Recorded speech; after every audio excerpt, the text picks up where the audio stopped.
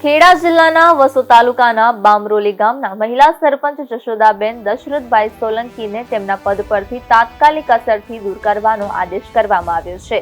આ કાર્યવાહી ગુજરાત પંચાયત અધિનિયમની જોગવાઈઓ હેઠળ કરવામાં આવી છે, જેને પગલે સ્થાનિક રાજકારણમાં ખળભળાટ મચી ગયો છે।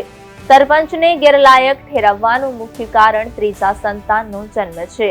નિયમો અનુસાર સરપંચને ગેરલાયક ઠેરવવાનું મુખ્ય કારણ તેમના ત્રીજા સંતાનની જન્મ નિયત તારીખ 3 ઓગસ્ટ 2006 પછી થયો હોવાનું સામે આવ્યું છે।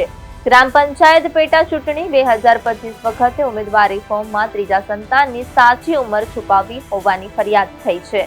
ગામના મણીબેન અને નટવરભાઈ સોલંકીએ ફરિયાદ કરી હતી। આ ફરિયાદને આધારે તપાસ સમિતિ રચવામાં આવી હતી, જેના રિપોર્ટમાં સરપંચ ગેરલાયક સાબિત થયા હતા। રેકોર્ડની તપાસમાં બહાર આવ્યું કે તેમના ત્રીજા સંતાન અમનકુમારનો જન્મ 2007માં થયો હતો, જે નિયત મર્યાદા પછીનો છે, ત્યારે જેમાં પુરાવા અને તપાસ અહેવાલને ધ્યાને લઈ તાલુકા વિકાસ અધિકારી દ્વારા સરપંચને તાત્કાલિક અસરથી ગેરલાયક ઠેરવવાનો આદેશ કરવામાં આવ્યો।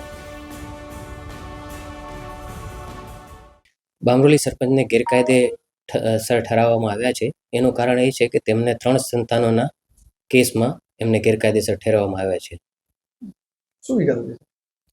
બામરોલીના સરપંચ સોલંકી જશોદાબેન કે જેમને 3 સંતાનો હોવાની સાબિતી બાબતમાં ગેરકાયદેસર ઠેરવવામાં આવ્યા છે।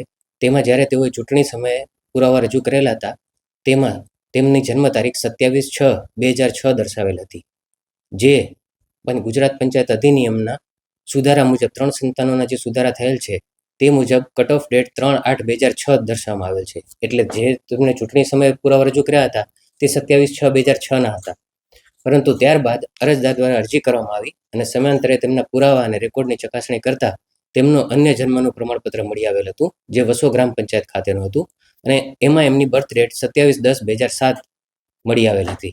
આથી રેકોર્ડ ચકાસણી કરતા અને તપાસની ટીમના અહેવાલના આધારે તેમને 3 સંતાનોના કારણે તેમનું પદ રદ કરવામાં આવેલ છે।